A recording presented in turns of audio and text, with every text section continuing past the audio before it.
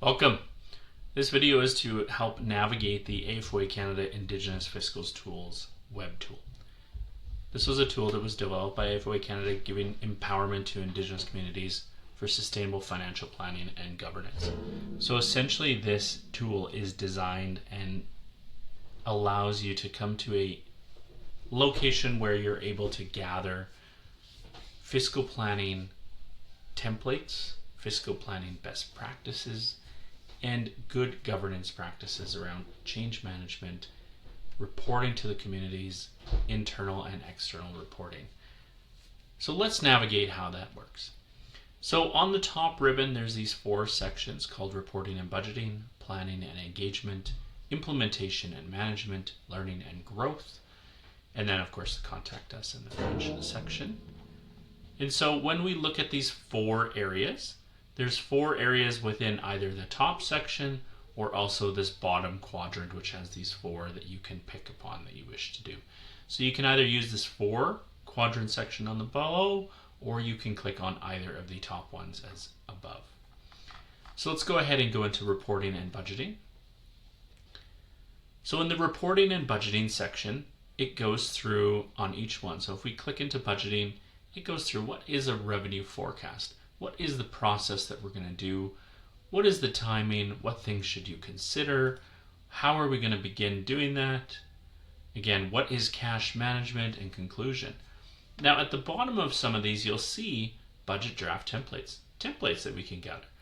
So if we download this, it'll download a tool that we have developed for communities that they can take and use on their own. We have videos as well to show how to use this tool and how it can be used in your organization. So returning back, let's continue on and go into also thinking about these 4 areas. They're also here on the left. So if you were like, okay, I need to go back to reporting budget, I'm not really looking for this information. Let me look at, financial statement tools. What do we have here? And so this goes through funding agreements, audit, appointment of the auditor, etc. So as we continue going through, there's also some quick reference guides. And so we have more quick reference guides on how should you record GST, HST? What are efficient workflow and internal controls for processing AP? What about multi-year budgeting? What about key items for the audit? So let's click on that and we can see that now we have a quick reference guide that tells you how to go through, how to complete all required bank reconciliations, what you should be doing every year for the audit, through everything on the balance sheet. Remember, in accounting, for the audit, we always start at the balance sheet first. The balance sheet will drive our income statement. So that's why we started here at the balance sheet. Continuing on, we have now the income statement. It talks about what you should do ahead of the audit coming up. And then we have some general tips related to that as well. So some really good tools in here for you to use. What about budgeting and forecasting? So let's look at forecasting and projections. Again, we have some identifying some tips and differences in terms of what is a forecast, what is a projection. Very different terminology there and what that looks like. And again, we go through a quick time frame of what that looks like. Then we go through the steps to create it. How are we going to create a forecast? How are we going to create a projection? And what are some practical scenarios where this might occur? What about budgeting 101? So we look at budgeting 101. Where do we even start? Right? So then it talks about what is a budget? What is the key concept behind that? And then how do we go through the steps on creating that budget? We have some Excel examples and some Excel formulas that you might be able to use within your documents that might be helpful for you. So let's continue and go on to the variance analysis section of the reporting and budgeting area. So if we go into this one, again, it talks about some expenditures and variance reports, why we do this, what are the components of it, when should you be doing it, what are some best practices with it, and how do we begin it in terms of guidelines. And again, remember, if you have any more questions about it, you can go back to the quick reference guides where it talks about forecasting and projections, it talks about budget variance analysis. And then what are we going to do with regards to that? Okay. And this one goes through what are favorable, what are unfavorable. What are some decision making that you need to take?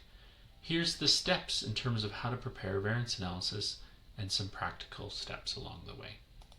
Okay. So going back just quickly to the variance analysis section.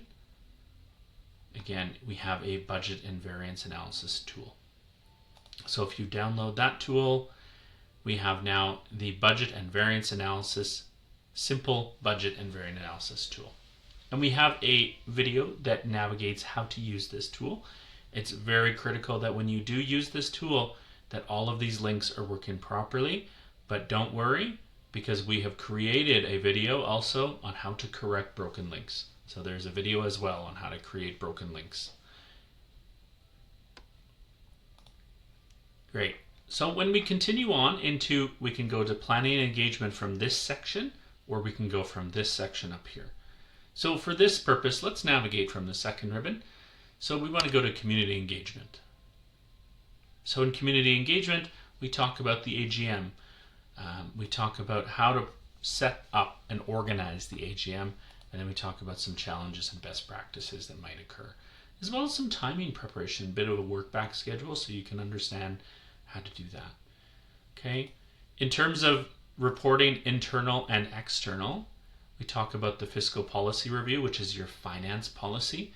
How should you be setting the statement up of why you're doing this? What types of things would go into that fiscal policy, right? The process for developing and maintaining that. Any additional resource, such as an annual report. What goes into an annual report, right? Process for creating it.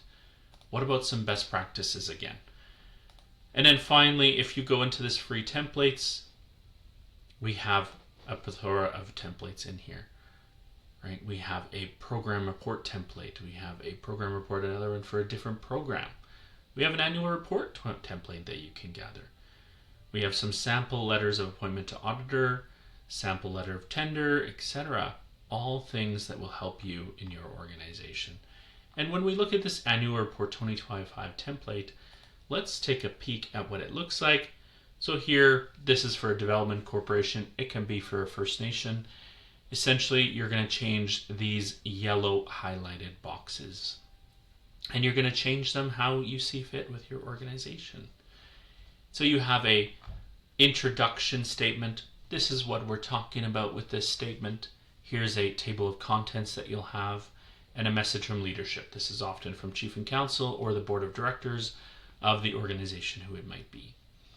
Then you get into the vision, mission, and values, and about us. The reason we do this is because we want the users who are reading these to have an understanding of what are we trying to achieve? What is our mission? What is our overall vision? What are the values of who we are as people or who we are as our organization? Once they're able to see that, then they can connect more with our strategic plan and what our organization is trying to achieve. So then we get into, let's look at the year at a glance. Let's see how much we've made in total revenue. How many new projects have we completed? How many new sponsorships or whatever you want to put in here that's a highlight to your organization, something you want people to see and learn about your organization. Okay? When we look at department reporting now, so here's, for example, a construction division. Again, they might have a mission and a purpose. And so that is a little bit tied into our original mission, vision, and values. But now this one is more directly linked to our division that we're reporting. Whether that's construction, whether that's health, whether that's education, it would be in there explaining what it is.